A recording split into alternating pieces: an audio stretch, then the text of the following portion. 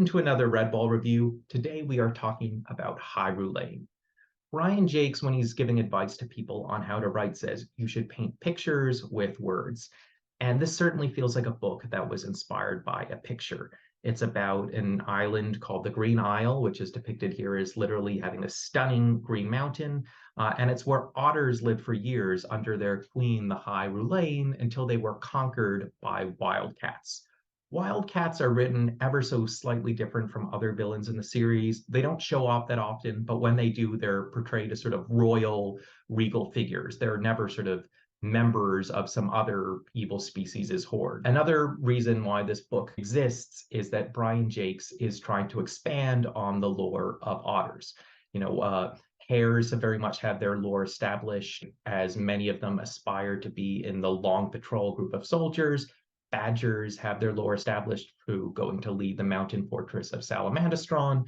And of course, mice have their lore established in that they seem to be the majority of species at Redwall, and Redwall's earliest heroes, Martin, Marielle, Matthias, were all mice, and they had this kind of underdog vibe going for them. One fun thing that Brian Jakes does early in the book is he suggests that this Green Isle is kind of a meeting place for all the otter tribes, and he brings in these characters who are descended from otters we saw earlier in the series. So we get a character who is a descendant of Finbar Galedeep from the Bellmaker. There's mention, but he doesn't do much, of the other otter family from the Bellmaker, the Stream Battles, and there's also a mention of the Wave Dog family, which would be descended from Kruba from Triss. Now, unfortunately, this concept doesn't go much further than that, and there's some other prominent otters in the series that he doesn't find a way to weave in. So we don't hear about descendants of Garath from the Pearls of Lutra, nor do we hear about descendants from Skipper from Mossflower. Those are two pretty huge otters in the series, and given the big extended families these otters have, I'm sure Brian Jakes could have found a way to give them descendants. Now, that might sound like detail picking, but I would say the real problem with this book is it seems to have a lot of great ideas, but Brian Jakes doesn't do enough with them. I said in my review of the previous book, Rackety Tam, which was a pretty strong Redwall book, that I feel like each of these books do have some very unique ideas in them. And if they were each short stories, like if Brian Jakes had put together a collection of legends of Redwall, maybe they could all stand on their own. But he does want to extend them into 300 plus page novels. And what inevitably ends up happening is, even as he has this real talent for painting pictures with words, even if he has this real talent for coming up with concepts for characters and places and distinct things in his series, when it comes to tying them all together into fully laid out novels, that's when the plots really start to blend together. So there's this sort of fun throwback to old Otter characters in the beginning of the book, but then he doesn't really do anything with it. And furthermore, while he has this concept of giving otters a backstory, of giving them their own infrastructure of the High Rhulain, much like the badgers have the lords at Salamandastron, the mice have the Redwall champions, he struggles to give otters enough of a personality. Otters were barely in the very first Redwall book. There was a minor character named Winifred. We didn't hear very much about her. But gradually, as the series has progressed, we've seen more and more otters, and a book like this kind of became inevitable. But the problem is Brian Jakes doesn't really know what to do with otters, other than that they like eating spicy food for some reason. I guess it's spicy seafood, so that part makes sense. But the problem with otters is when he's writing about mice, he gives them an underdog storyline. When he's writing about hares, he gives them a sort of comedic hero storyline, I guess the sort of medieval version of an MCU kind of thing. When he's writing about badgers, he gives them a sort of tragic, dark hero storyline. But the thing with otters is they're almost as strong as badgers, so they don't have that underdog energy of the mice, but they don't have the dark, angry side of the badgers either. So they're just kind of like bland action heroes. I think it's no coincidence that in a lot of the books, the main otter character is just given the generic name of Skipper, meaning leader of the otters. And other than the very first Skipper back in Mossflower, that character really feels like a placeholder, like this action figure who exists in the Redwall universe. So that's one challenge this book has to overcome. But it feels like this book is filled with idea after idea that doesn't go anywhere because ultimately Brian just wanted to tie this book together in this kind of same way he always ties it together and either couldn't or didn't think of ways to make the really unique elements of the story pop up. So let's talk about the structure of the book. The first group of villains we meet is this ruling family of wildcats. Again, we've seen villain families before, we've seen inter-villain conflicts before, so it's hard to make it distinct. But give Brian credit, he does start this book with a striking visual.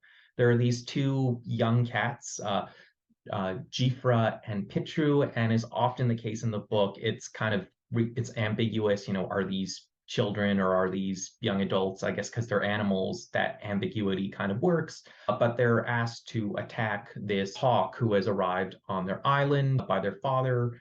And they kind of fail at it, and their father gets mad, and then their father gets attacked by the hawk, and so his face becomes permanently damaged, and he has to wear this mask to cover up the damage, and becomes all the more intimidating. The father's name is Rigu Felix. The final member of the Wildcat ruling family is Rigu Felix's wife, Kaltag. Kaltag is a type of character we've seen before, most notably with the character of Antigra in the Tag Run, in that she is this vermin mother creature who on the one hand seems more benevolent than other villains in that her main motive seems to be love. She's very protective of her sons and basically hates her husband. Like a lot of married evil characters in Redwall, you have no idea why she married her husband in the first place. At the same time, Brian doesn't go so far as to actually make her a good or even really a gray character, as her love is basically limited to her sons. The plot of these wildcats expands a little bit as it turns out one of these sons is really too gentle to be a villain. That would be Jifra, and one of these sons is ambitious and becomes a rival to his father, and that would be Petru. So there's some cool energy in this. That Abel and Cain dynamic for sure brings some early tension to the book, but I feel like where it ultimately falls short is Brian doesn't really have an idea for differentiating between Rigo Felis, the father, as a main villain, and between Petru, the son, as a main villain. So it's just kind of like the heroes encounter one main villain and then they encounter the next. As I say, they attack this hawk whose name is Pandian Piketalon, and this poor hawk flies off towards Redwall, where he's attacked by another group of vermin. Now, these group are explicitly described. I don't know if Brian ever uses the word teenagers, but certainly as not adults.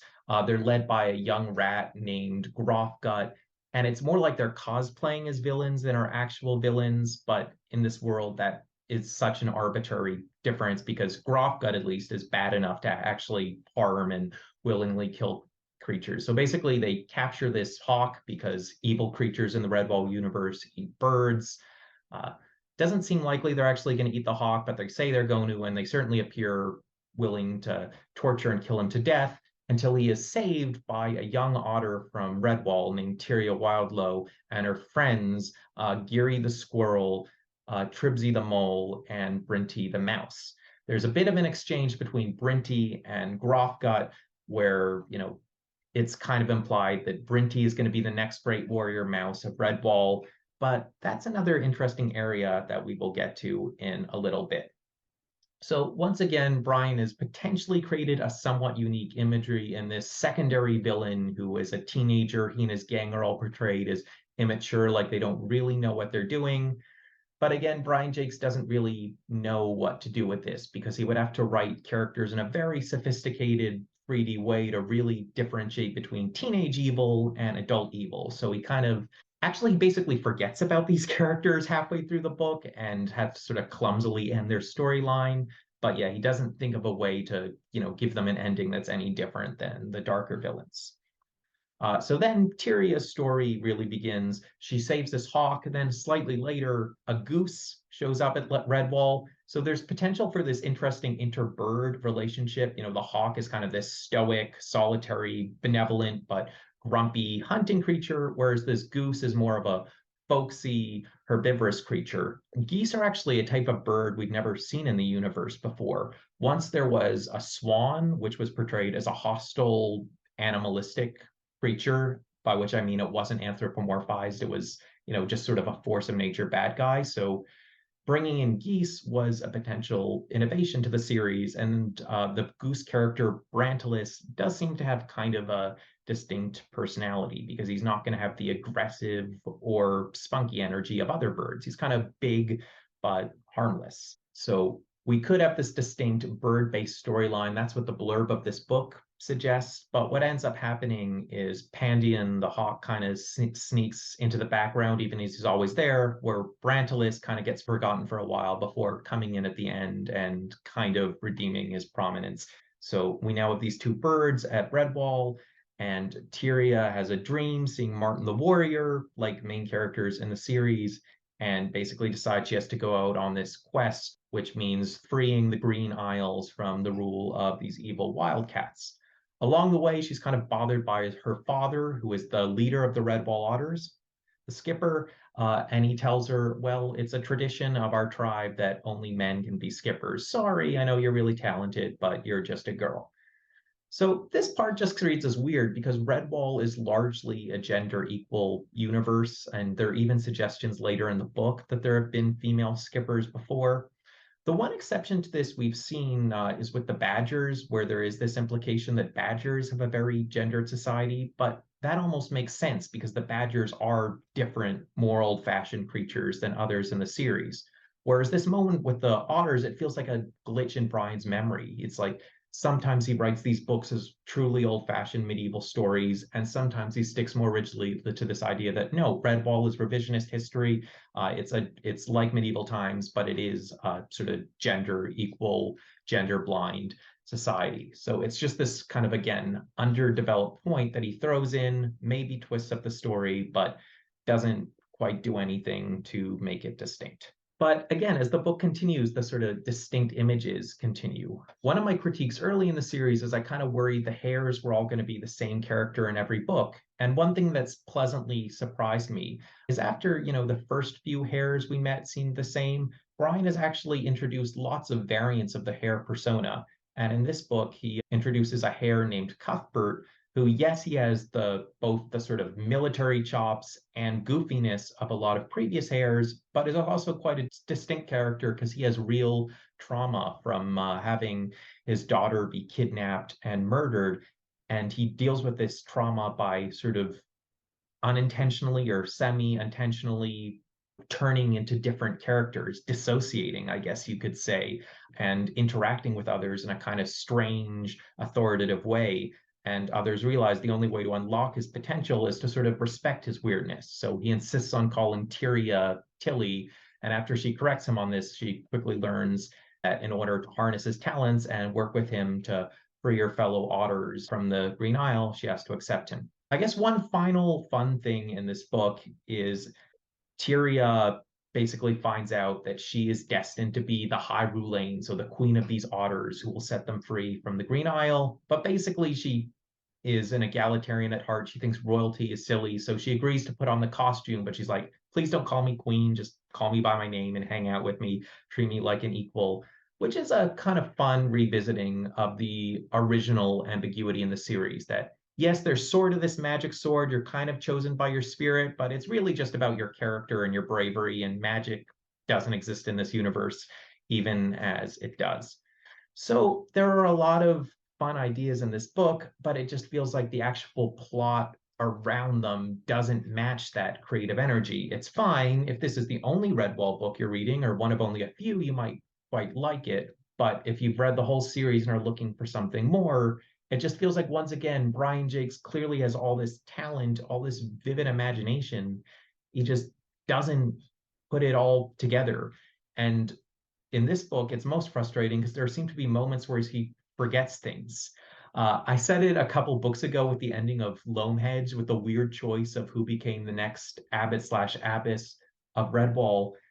In this book, there's a scene where a character is surprisingly killed. And on the one hand, you could say it's a weird subversion of expectations. It's kind of entertaining from a reader's perspective, but it just feels so rushed and backwards that even if it's nominally interesting, it's clearly just a case of hurried writing where Yeah, so it's basically we're set up to think one character will kill another, but actually the opposite happens.